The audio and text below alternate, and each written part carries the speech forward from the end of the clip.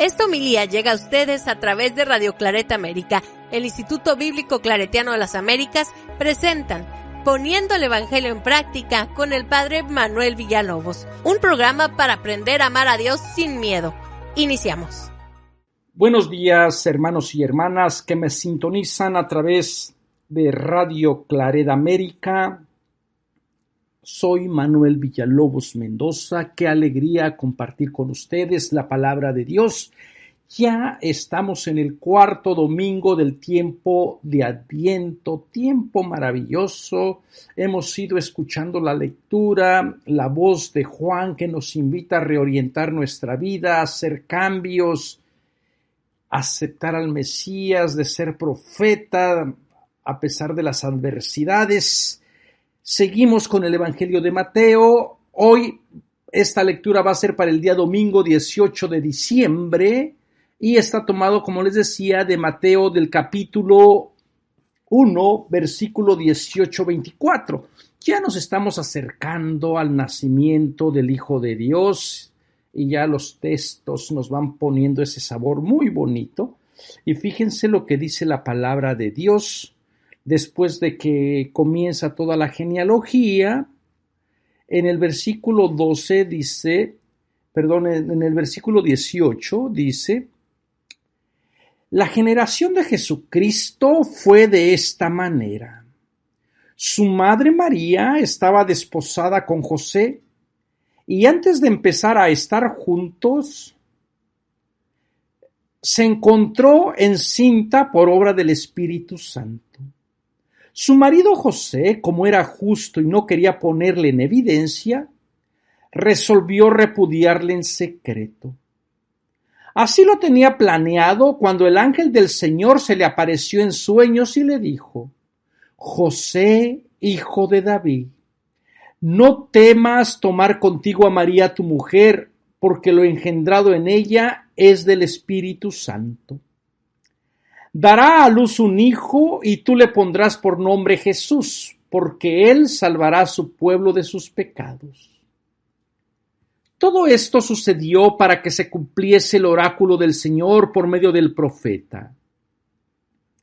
Vean que la Virgen concebirá y dará a luz un hijo, y le pondrán por nombre Emmanuel, que traducido significa Dios con nosotros.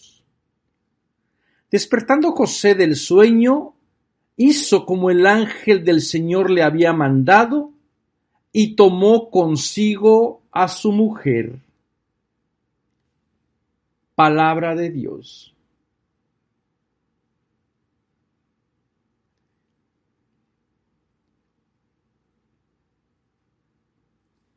Hermanos y hermanas, lamentablemente parece que la liturgia corta el versículo 25, ¿verdad? Donde justamente corta el versículo 25, donde José despierta del sueño, hace lo que el ángel le manda, toma consigo a su mujer y dice, y no la conocía hasta que ella dio a luz un hijo y le puso por nombre Jesús. Así como que termina este fragmento. Pero los liturgistas, bueno, ¿quién puede negociar con ellos, verdad? A veces es más fácil negociar con los terroristas que con los liturgistas. Hermanos y hermanas, ¿cómo te has estado preparando tú para este Adviento, para este nacimiento? Hoy la lectura nos va a invitar a ver a estos dos personajes, a José por un lado y a María por otro lado. Es un texto muy complicado porque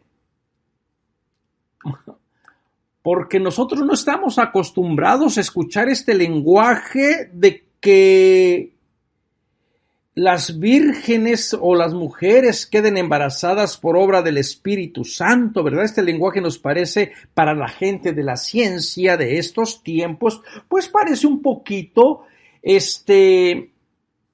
difícil de entender, pero tenemos que meternos en aquella cultura, en aquella época. ¿Cómo está naciendo Jesús en tu vida? ¿Cómo se está gestando su palabra, su cuerpo en ti? ¿Cómo has estado preparándote para este nacimiento extraordinario, verdad? ustedes se dieron cuenta, estoy tomando la traducción de la Biblia de Jerusalén. Probablemente ustedes van a escuchar en las lecturas del domingo que Jesús nació de esta manera. La Biblia de Jerusalén es más correcta en traducir la Génesis, el nacimiento lo traduce como Génesis, que es igual a lo que comenzó en el primer versículo del Evangelio de Mateo, donde comenzaba el libro de las generaciones de Jesucristo, hijo de David, hijo de Abraham. Ahí tenemos un resumen de cómo nace Jesús, quién es Jesús y desde dónde viene la historia de Jesús, ¿verdad? Y comienza con toda la historia de la narración. Para eso sirven estos detallitos de las genealogías. Bueno, el nacimiento o la generación de Jesucristo fue de esta manera. Comienza entonces con el libro de las generaciones. Comienza también a explicarte un poquito de las tradiciones de aquella época y te presenta inmediatamente a los dos protagonistas principales, que es María y que es José, que ya están desposados. Aquí tenemos que saber cómo era la cultura de aquella época, cómo entraba en juego el matrimonio. La gente no se casaba por amor. Y si el amor después surgía, después de haber convivido años y años, pues esa era una ganancia. Los matrimonios se arreglaban en torno a conservar la sangre, la pureza de la sangre, de la ley, y también para cuidar la tierra, para que la tierra no pasara a manos de gente extranjera. Recuerden que para esta gente la tierra es importante, bueno, para todo mundo, ¿verdad? Pero esta gente que está en la miseria, pues lo poquito que tienen hay que cuidarlo. Entonces el matrimonio no es como el matrimonio de hoy, ¿verdad? Que la gente se casa por amor, que se conocen, que pasan horas y horas conversando. En aquella época los matrimonios los arreglaban los padres. Y eran matrimonios arreglados, apalabrados desde muy pequeñitos. Y cuando ya estaban en edad de entrar en otro aspecto del proceso del matrimonio, era después del desposorio, ¿verdad? Está entonces, ¿y cuándo era ese momento? Regularmente, tan pronto la mujer comenzaba a ser fértil, el cuerpo de la mujer comenzaba a producir óvulos y también el muchachito o el joven comenzaba a producir la semilla, pues la gente ya estaban listos para formar otra familia. Entonces estamos hablando probablemente entre los 13, 14, 16, entre un margen de 13 o 12 hasta 16, 17 años. Así eran los casamientos. La gente también desarrollaba su personalidad muy pronto, ¿verdad? Prácticamente la infancia se la robaba, ¿no? Entonces, lo digo esto porque a veces en nuestro imaginario, nosotros cuando vemos a José y a María para conservar la pureza o la virginidad, que hoy voy a meterme un poquito en estos textos tan complicados, ponen a María pues como una doncella, una jovencita de verdad muy, muy atractiva, muy bella, muy hermosa, bueno, con la coronota de oro, ¿verdad? Los vestidos suntuosos, pobre María, ella que nunca se puso un vestido con toda seguridad tan elegante como nosotros la queremos vestir. Ella que fue una mujer, una joven campesina de un pueblo olvidado, pobre, que estaba también abierta al plan de Dios, pero socioeconómicamente sería una marginada. Bueno, ustedes van a ver en estas representaciones cómo a veces los artistas, los pintores,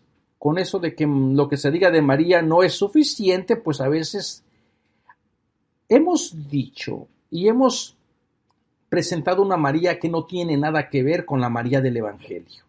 Y sería bueno recuperar a nuestra María del Evangelio antes de que tú vayas a las devociones de la María de las grandes basílicas, de las grandes catedrales. Sorpréndete con esta mujer sencilla del campo, jovencita, abierta al plan de Dios. Y por otro lado presentan a José pues ya como un viejito, ¿verdad? Que ya parece su abuelito, el del niño Jesús, y también de María. Entonces como que uno dice, ¿por qué lo presentan así con una varita para cuidar la castidad, la varita de San José, símbolo de la castidad, y todo un abuelito para decir, bueno, los deseos pecaminosos del cuerpo ya no habitan en este santo varón? Eso, hermanos y hermanas, lamentablemente no es bíblico. ¿Cuántos años tendría? No van a decir, y usted estuvo allí, como alguien me pone en los TikToks. A ver, díganos usted que estuvo allí seguramente. No, yo no estuve allí, pero para eso se necesita estudiar la cultura, las costumbres, se necesita entender cómo la gente se casaba, cómo era el proceso de que se tenía que llevar, ¿verdad?, entre las familias. Y eso no lo podemos evitar. Bueno, entonces, ¿qué edad tendrían? Tendrían, bueno, máximo 17 años, 18 años, ¿verdad? Ya listos para formar otra familia. Ambos probablemente de la misma edad, ¿verdad? A lo mejor se ganarían con 1 año, con 2 años, pero bueno, no había esta diferencia que nosotros en nuestra imaginación, pues hemos distorsionado la presencia de María, ¿verdad? En fin, bueno, entonces, una vez que ya se hacía el desposorio entre los padres de María y los padres de José, que por cierto no sabemos quiénes eran los padres, ¿verdad? Los evangelios canónicos no nos dan esa información. Y ustedes pueden decir, ¿cómo de que no nos van a dar esa información si yo lo vi en la película del Niño Jesús? Bueno, pues tú puedes ver la película del Niño Jesús 100 de veces, pero ningún evangelio te va a decir quiénes eran los padres de José, quiénes eran los padres de María, los que hicieron este contrato para casarlos, ¿verdad? Ahora, en la tradición apócrifa, en evangelios que trataron de llenar esos vacíos que a nosotros tanto nos fascina, el papá de María se llama Joaquín y la mamá se llama Ana. Pero eso es una tradición muy antigua, muy posterior, ¿verdad? Y también tienen una finalidad todos esos escritos de preocuparse por la virginidad de María, porque los evangelios tampoco, aparentemente los evangelios están preocupados por la virginidad de María, pero ya cuando entremos al texto vamos a ver que como que no, como que dejan así abierta la ambigüedad, ¿verdad? Y aquí estoy metiéndome en un terreno bastante peligroso porque, bueno, tanto amor a veces uno tiene a María que nos olvidamos que María es discípula, es nuestra madre, intercede por nosotros, pero María es amiga de Jesús, quiere y hace el plan de Jesús, pero el que salva es Cristo Jesús. Le pondrán el nombre de Jesús. Y ahorita vamos a jugar también con esta idea. Y con esto la gente va a decir, es que usted no quiere a María, yo la amo. Y quiero ponerlo ya desde ahorita, yo amo a María, me identifico plenamente con ella, le estoy sumamente agradecido por esa entrega, por esa pasión, por haber prestado su cuerpo, su historia, por haber dicho sí. Yo amo a María, pero a María, la que aparece en los evangelios. Con las otras Marías, bueno, yo respeto. Yo siempre digo, si yo no voy a educar a la gente, si no le voy a dar algo para que madure su fe, tampoco le voy a quitar lo poquito que tiene. Si para algunas personas la idea que tienen de María, así como ellos creen en María, les funciona, bendito y alabado sea Dios.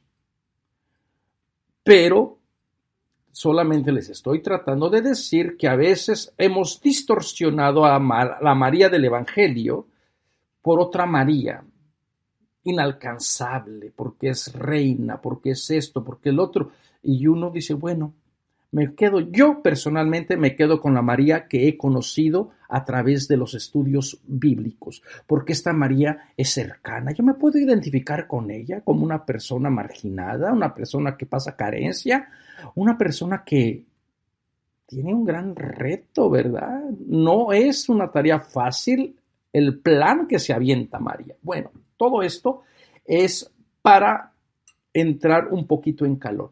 Hermano y hermana, ¿qué imagen tú tienes de María? Conste que estoy diciendo, lo vuelvo y lo repito, que yo respeto la creencia que usted tenga de María, para que después no me vaya a decir es que usted no cree en María, es que usted no hace esto, que no. El hecho de que mi espiritualidad mariana o del marianismo, porque fíjense cómo funciona la ambigüedad, ¿para qué ha servido esta espiritualidad mariana? Para seguir sometiendo a la mujer. En esta espiritualidad María no habla, María es pasiva, María no dice absolutamente nada. María es reina, María es bonita, María tiene unos grandes ropajes, María tiene grandes basílicas, pero María no denuncia. Y la María del Evangelio es una mujer fuerte, una mujer que tiene palabra, una mujer que denuncia, que tiene un cántico, que tiene una propuesta. Entonces, hemos crecido con esta dicotomía acerca de María. Por un lado, todo nuestro amor, toda nuestra entrega en María, pero en una María que está sumisa, obediente y en silencio. Y así a las mujeres se les ha exhortado a ser como María, donde parece que lo único que vale para la mujer es ser obediente, ser callada, ser sumisa, ser virgen, tener hijos, casarte bien. Y entonces esa idea de María, en vez de liberar a la mujer, de darle voz, de dialogar con la divinidad, María dialoga con la divinidad. María se pone en camino por el Evangelio de Lucas. Sabemos que es una mujer que pone en práctica su fe. María tiene un cántico profético.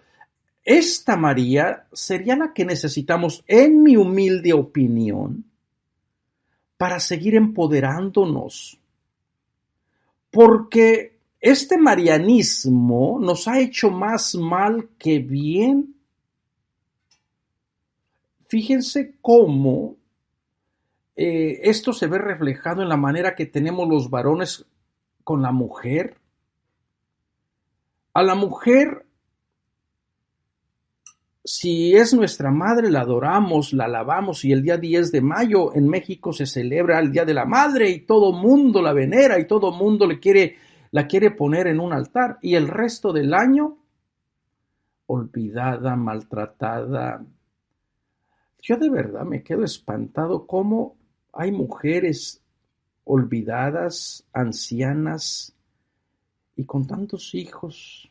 Yo siempre digo, una mujer fue capaz de cuidar a 15 y 15 no son capaces de cuidar a una. Pero ¿de dónde viene todo esto? De esta dicotomía del marianismo. Por un lado es la madre, pero por otro lado cualquier mujer es nuestra esclava, es víctima de nuestros deseos. Vean todos los feminicidios que existen a día con día. A uno se le llena de vergüenza de ver cómo se sigue la gente matando a las mujeres solamente por ser mujer. Y tendríamos que examinarnos. ¿No tendrá culpa la religión en presentar una imagen sumisa de decir, usted aguante, usted sea como María, calladita se ve más bonita, no importa que la maten, que a cabo allá en el cielo va a tener la vida eterna? ¿No serán estos discursos marianos que han distorsionado la voz profética de María? Yo no sé dónde me estoy metiendo, ¿verdad? Pero es que el Evangelio va en esa línea, de verdad, créanme. Bueno, entonces, así nació Jesús, llamado el Cristo.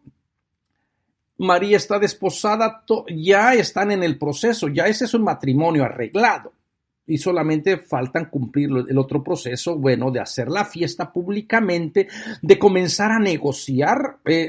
Se ponía primero esta etapa del desposorio. No sabemos en qué momento los padres de José, los padres de María hicieron el contrato de casar a María con José. Entonces ya ese es un matrimonio sellado. Solamente falta llevar el proceso. Y en el día donde se va a celebrar ya el matrimonio público, ustedes recuerdan que más adelante Mateo nos va a decir de las vírgenes prudentes y el novio, ¿verdad? Las vírgenes necias y las vírgenes prudentes, que a veces se retrasaban, el novio de verdad a veces se retrasaba en llegar porque a lo mejor estaban firmando o negociando todavía el contrato.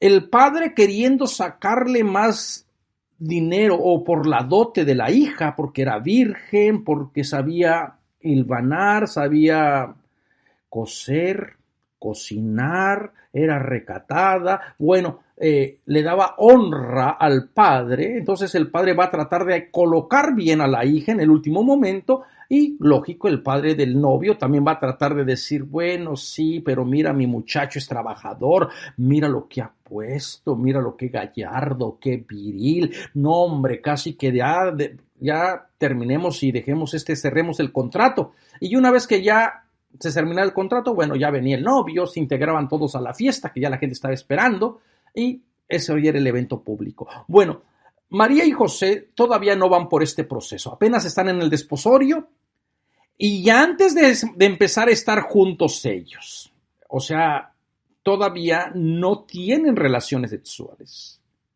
Se encontró encinta por obra del Espíritu Santo, se encontró embarazada. Y como les decía, bueno, aquí entran dos factores importantes. María está embarazada y María está embarazada por obra del Espíritu Santo. Y recuerden que toda esta teología pues ha ido enriqueciendo a través del tiempo y hemos ido valorando más a María. Pero tenemos que entender una cosa, tenemos que ponernos en aquella cultura donde para nosotros es difícil entender de que una mujer, de que una virgen se embarace o quede embarazada sin intervención humana, sin intervención del hombre, ¿verdad? Pero para aquella época no, fíjense, para aquella cultura no, había muchos héroes, muchos dioses y muchas vírgenes que daban a luz quedando vírgenes y siendo embarazadas por la divinidad. En muchas culturas antiguas, este era como un género literario muy común y muy querido por aquella época para decir el hijo que ha nacido de esta mujer virgen, de esta doncella virgen, va a ser importante. Por ejemplo, Atis, el dios Atis, fue engendrado milagrosamente. Entonces todos los héroes y todos los dioses nacen de virgen. Zaratustra, también este dios Zaratustra fue engendrado por obra de la divinidad. Los padres de Zaratustra, de pronto se dieron cuenta que su milpa, su tierra, estaba empapada de lluvia, de la lluvia dorada, y dio fruto. La mujer, la mamá de Zaratustra, come el fruto y se da cuenta que está embarazada. También este mismo mito lo tenemos, por ejemplo, en la cultura griega, donde el rey Acrisio tiene una profecía que dice que uno de sus nietos le va a dar muerte. Entonces encierra a su hija, a la Virgen Danea, le encierra en una caja de oro, de barrotes de oro, para que no salga, para que no tenga contacto con el mundo exterior. Y Zeus, el padre de los dioses, deja caer su lluvia dorada que fecunda el vientre de la Virgen Danea. De la misma manera también aparece con la historia de Alejandro Magno. Alejandro Magno se cree que había sido engendrado por los mismos dioses. Eso le repetía a su madre continuamente. Sobre vírgenes, ¿verdad?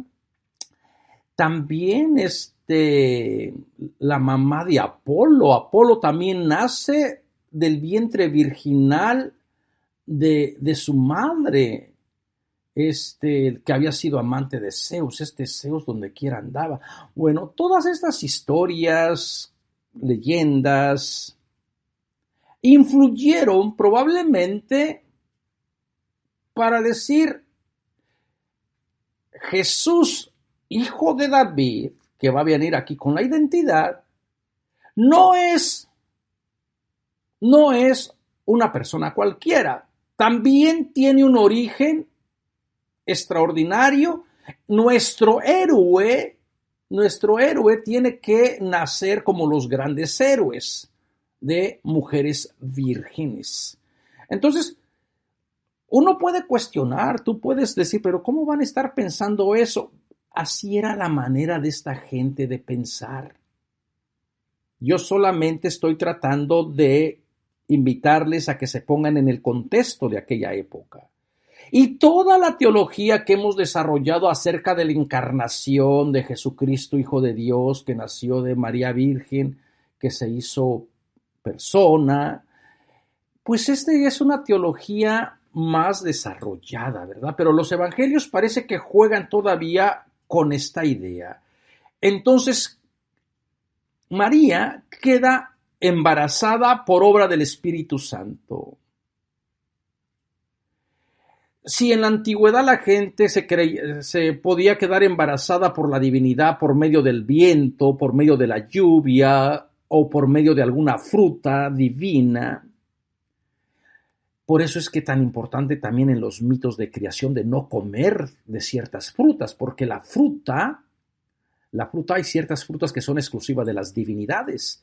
Y si tú comes de esa fruta, pues te conviertes en la divinidad. Tenemos esta historia en el Génesis, la encontramos en el libro del Gilgamesh, la encontramos también con los dioses del Olimpo, ¿verdad? Que comen la ambrosía que es exclusivamente para los dioses, no para los mortales. Bueno, ¿por qué? Tú eres lo que comes. La comida entra y por medio de la comida, en algunas historias, las vírgenes quedaban embarazadas de la divinidad. Parece ser que esta idea pues se queda también reflejada en Mateo, pero va más en la línea, yo creo, del Espíritu de Dios, el Espíritu creador, el Espíritu que fecunda a la humanidad completa, ahora representado en María. Y esto lo va a traer a la memoria todo el papel del Espíritu creador que aparece en el libro del Génesis, en el capítulo 1, versículo 1 al 2. Donde el Espíritu de Dios está creando, está soplando aliento de vida sobre toda la humanidad. Entonces, en un plano simbólico, María va a representar una nueva creación, un nuevo comienzo, una nueva alianza, una nueva relación, una nueva manera de ser humano, una nueva manera de permitir que el Espíritu de Dios entre en la persona y que nos renueve, que nos haga parir nuevas ideas, que nos haga parir nuevos sentimientos de amor, de compasión, que dé frutos de paciencia, de ternura, de valorar a la mujer no porque es virgen o si no es virgen, de valorarla porque es mi hermana con igualdad, con los mismos derechos, con las mismas posibilidades de desarrollarse. Ese es el espíritu que iguala, que empodera, que se fija en María. Y María parece que está abierto a eso. Entonces María va a ser el puente por el cual comienza la nueva creación, la nueva humanidad, pero también esta idea puede causar bastantes conflictos. Porque José, por otro lado, va a representar, fíjense cómo dice José, su marido José ya tiene propiedad. Recuerden que las mujeres eran propiedad del marido. Las mujeres se contaban entre los objetos de la casa. Se decía, tengo 5 cántaros, tengo el molino, tengo la burra, tengo una mujer, tengo un arado. Bueno, por allí decían algunos filósofos, ¿verdad? Calumela, por ejemplo, este autor español, parece, bueno, de Hispania, decía, cuando te vayas a casar, júntate un buey, una burra y una mujer. O sea, iban en la misma categoría, ¿no? Porque son objetos, todo lo que está dentro de la casa le pertenece al hombre. No crean ustedes de que José va a decir, ay, pues qué buena onda, María está embarazada. Él no sabe que está embarazada por obra del Espíritu Santo. Y entonces también tenemos que ponerle y tenerle que decir, bueno, José tiene que entrar en su proceso de descubrir, así como María descubrió que su embarazo es por obra del Espíritu Santo, José también tiene que entrar en este proceso de decir, aquí está operando la mano de Dios. Aquí está operando la presencia divina. Y por eso te lo voy a presentar inmediatamente. Bueno, José aquí juega un papel aunque aparentemente no habla, pero el hecho de que esté pensando en dejarla, pues está actuando como todo varón israelita, que se siente ofendido. Su masculinidad ha quedado entredicho. Pero presenta un detallito, que era una persona justa. Y este va a ser uno de los temas de todo el Evangelio. La justicia en el Evangelio de Mateo va a jugar un papel importante. José es una persona dikaios, una persona justa. Y una persona que es justa tiene que vivir con los valores de justicia. Pero a José es justo ante la ley, ante la observancia de la ley. Todavía se está moviendo con la ley judía, con la ley de Moisés. Es justo, observa la ley. Y como es justo y como es observante y cumplidor de la ley de Moisés, entonces tiene que actuar de acuerdo a lo que manda la ley. Pero bueno, le queda un poquito de evidencia también de decir, José parece que también está abierto al plan de Dios, aunque todavía no entienda de qué se trata.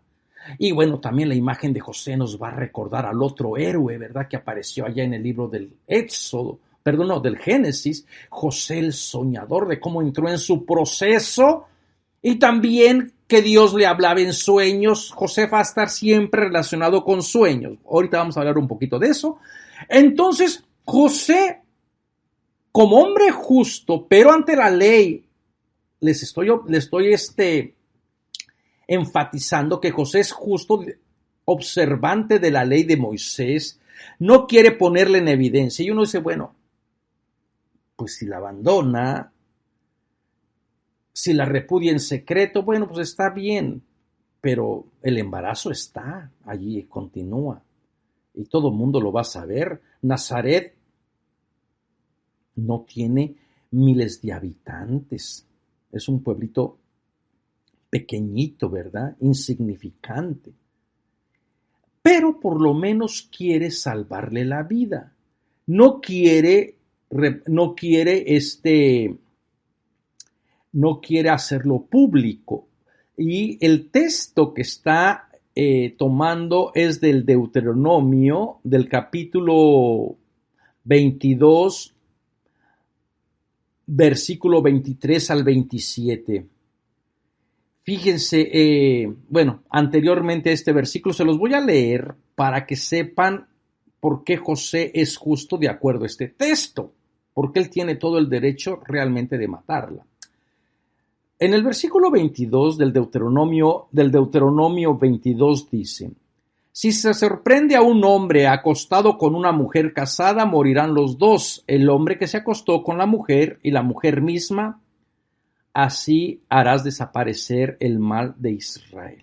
Por eso resulta extraño que en la mujer que le presentan a Jesús, que fue encontrado justamente en el acto, solamente le lleven a la mujer, cuando los dos deberían ser apedreados hasta la muerte. Y después en el versículo 23. Si una joven virgen está prometida a un hombre y otro hombre la encuentra en la ciudad y se acuesta con ella, los sacarán a los dos a la puerta de esa ciudad y los apedrearán hasta que mueran.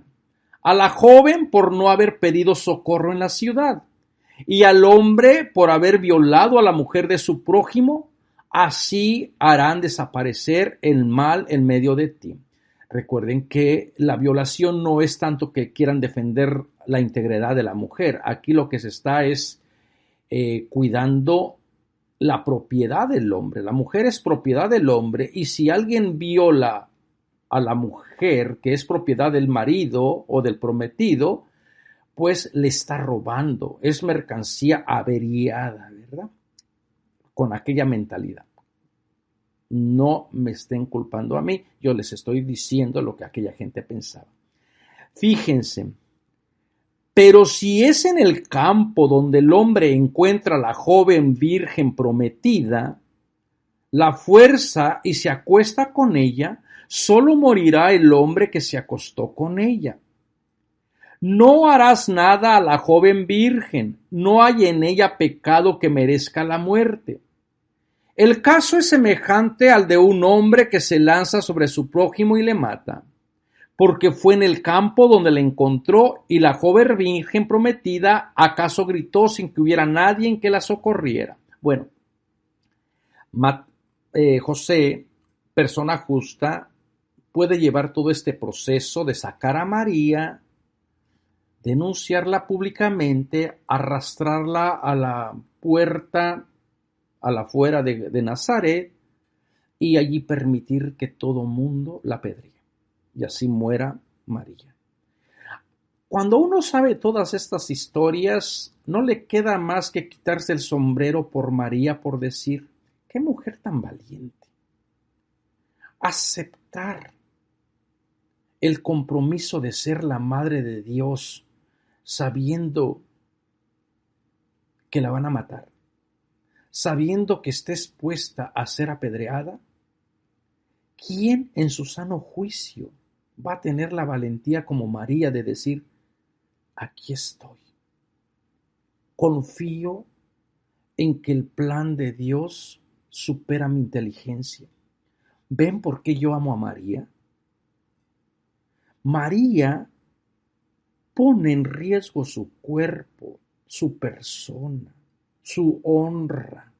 Va a traer deshonra sobre toda su familia, sobre su casa, al aceptar ser la madre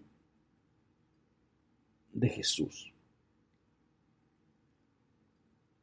Y todo esto tendríamos que meditarlo muy pausadamente, reflexionarlo muy pausadamente, porque a veces no nos ponemos a pensar en estos detalles y decir, ay, pero ya sabemos que Jesús, que Dios va a actuar. Sí, pero María no lo sabe. Nosotros lo sabemos como lectores. José no sabe que es obra del Espíritu todavía, y hay que meternos dentro del texto y respetar los procesos. Porque a veces decimos, ay, bueno, es que ya nosotros sabemos de que Dios va a actuar y Dios la va a proteger. Pues ya no tiene caso entonces. María no sabe cómo va a terminar la historia, pero ella se mueve en fe, se mueve en confianza que Dios está con ella. José no sabe que María está embarazada por obra del Espíritu de Dios, pero está abierto, quiere aprender, está en esta posibilidad. Y otro momento, y yo creo, antes de pasar a este otro momento para comentarles, sería bueno, hermanos y hermanas, decir, ¿en qué momento estás tú? A veces tú quisieras tener todo el plan ya desarrollado, ¿no? Déjate sorprender por Dios. Tú no sabes qué te espera mañana. Por eso hay que vivir el día plenamente. A lo mejor hoy me fue mal. A lo mejor mañana me va a ir mejor o me va a ir peor. Pero todavía el plan de Dios tiene que continuar. Y hay que estar abiertos como María, como José, a dar vida, a ser portadores de buena noticia, de buena alegría. Entonces, en otro momento, interviene, desde el punto de vista, José quiere moverse con la ley, un poquito allí sí, tratando de justificarla. Interviene el ángel del Señor. No interviene cualquier persona, ¿eh? El ángel del Señor es el mismo Dios. El ángel de Dios es Dios mismo, así como intervino dentro del vientre virginal de María. Ahora va a intervenir dentro del cerebro, del corazón, del cuerpo de José, casto, justo, para que entienda que Dios está detrás de este nacimiento. José, bueno, se le aparecen sueños. Los sueños te dicen. Aquella gente creía que era la manera donde se comunicaba la divinidad. La divinidad se comunicaba por sueños. Y la gente estaba fascinada con los sueños, ¿verdad? Ustedes les conté la historia de José el soñador.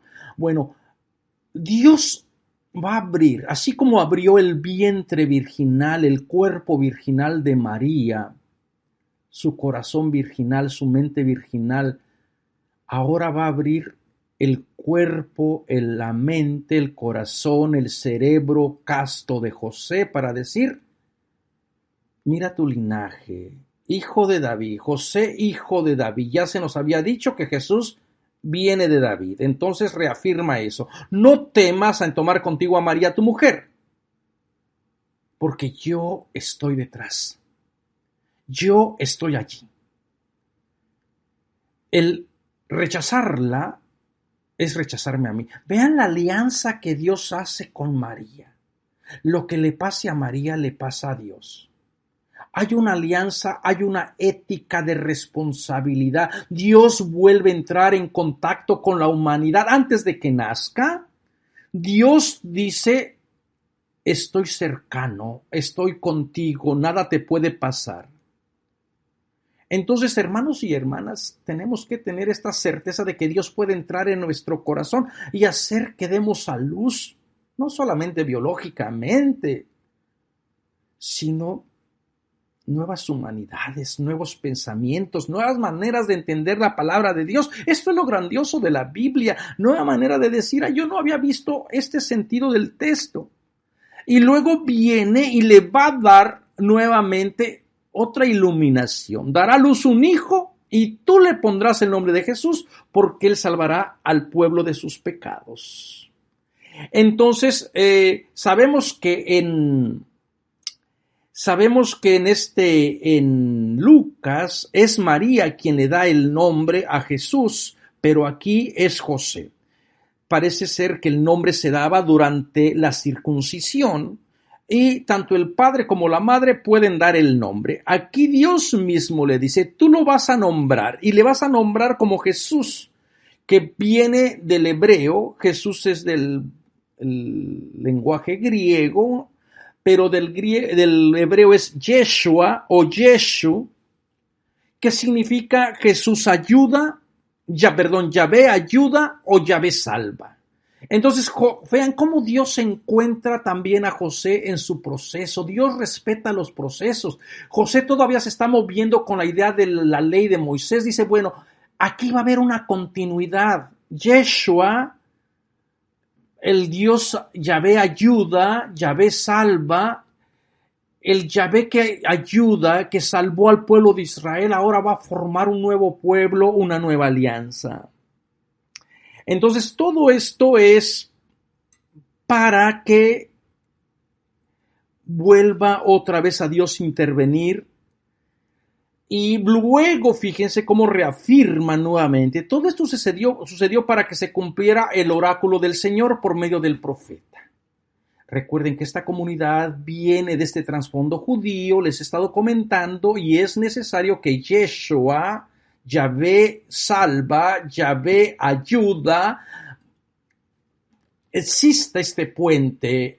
No hay una ruptura entre las escrituras hebreas y ahora comienza otra nueva relación. No, el Dios Yahvé, Yahvé ayuda, Yahvé salva, está en un continuo compromiso de acercarse a la comunidad.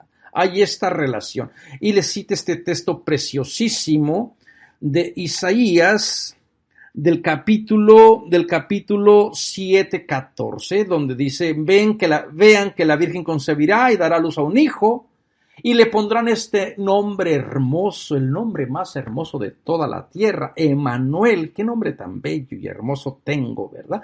Qué alegría celebrar al Emmanuel, al Dios con nosotros.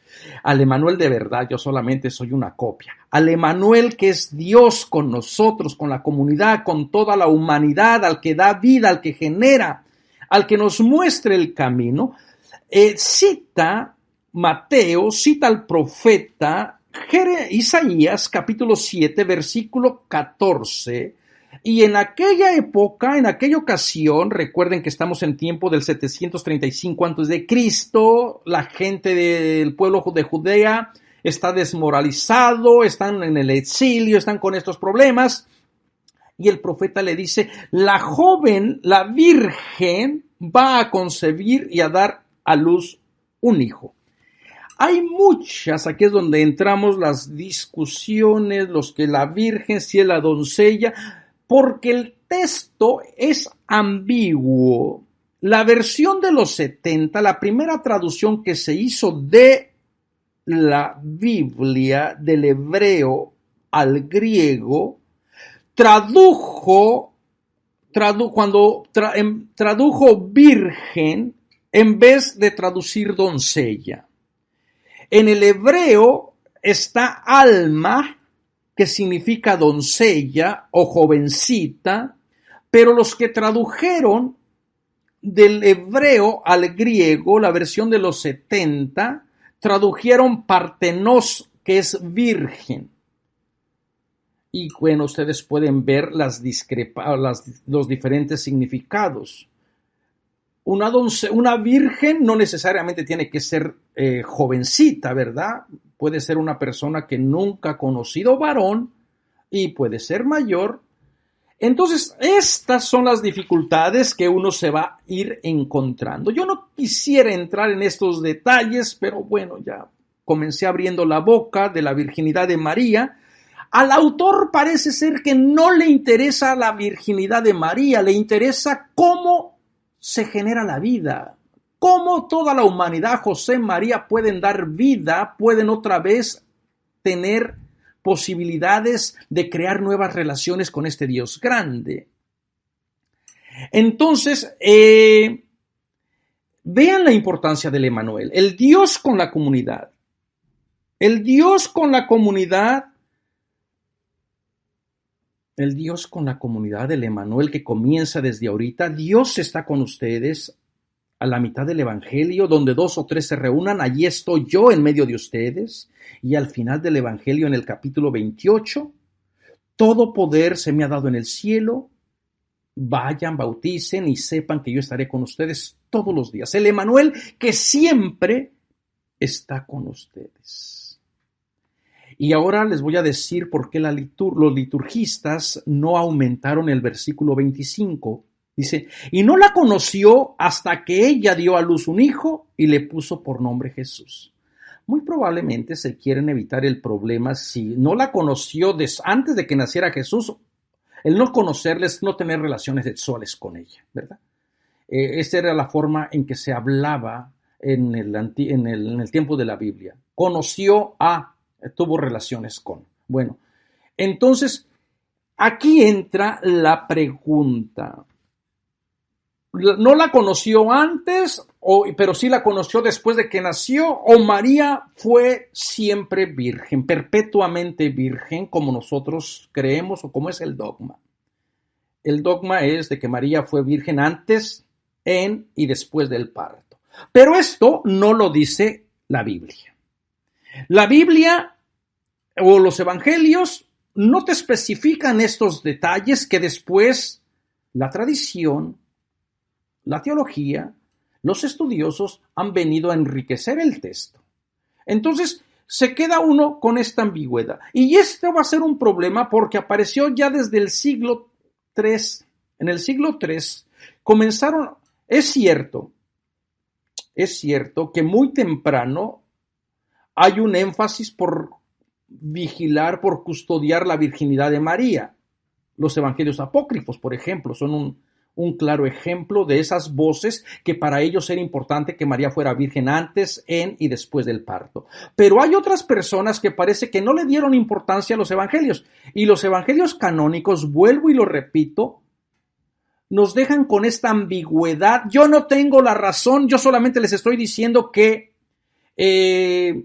parece ser que no hay esta obsesión de querer conservar la perpetuidad o la virginidad de María por los siglos de los siglos. Como que no les interesa eso. Ellos están más preocupados por ver cómo Dios interviene dentro de la humanidad. Y bueno, pero en el siglo III, allá por el 380, comenzaron otra vez a hacer, ¿qué hacemos entonces con los hermanos de Jesús? Porque van a aparecer en varios textos. Varios textos de los evangelios te van a decir que hermanos y hermanas de Jesús. Bueno, había un señor que se llamaba Elvidius. Elvidius en el año 380 va a ser el primero que va a decir que los hermanos que aparecen en el evangelio fueron hermanos de sangre de Jesús. Y si claro, fueron hermanos de sangre de Jesús, entonces María no permaneció virgen después del nacimiento de Jesús, ¿verdad? Epifanio, para defender un poquito la virginidad de María, en el 382, dijo que los hijos de José sí eran hijos de José, pero de otra mujer que había muerto. Entonces los hermanos serían hermanos solamente de padre, pero no de madre. Pero la gente como que no quedó muy convencida. Después vino Jerónimo en el 383, que responde directamente a Elvidius en un tratado sobre la virginidad perpetua de María. Jerónimo estaba obsesionado con la virginidad, con el celibato, y argumenta que los hermanos y las hermanas que aparecen en el Evangelio realmente no eran hermanos, sino primos de Jesús. Y que estos primos eran los hijos de María, la esposa de Cleofas. Si ustedes me preguntan a mí, por favor no lo hagan, yo me reservo mis comentarios. Hermanos y hermanas, se me pasó el tiempo en si María fue virgen, no fue virgen. Yo creo que no podemos valorar realmente o reducir a María solamente por si fue virgen, si no fue virgen. No valores a la mujer solamente por la virginidad. Valórala por su totalidad, por su esencia, al igual que María. Yo traté de demostrarles que los evangelios parece ser que queda abierta las dos posibilidades. Ama a María por su servicio, por su entrega, por su fidelidad, por jugarse la vida. Con eso es más que suficiente para ser Madre nuestra. Nos vemos la próxima semana. Que Dios les cuide, que Dios les bendiga. Los invitamos a escuchar más programas de crecimiento espiritual y emocional en radioclaretaamerica.com y a seguir en YouTube a la Escuela Bíblica Claretiana de las Américas. Visite ibicla.org.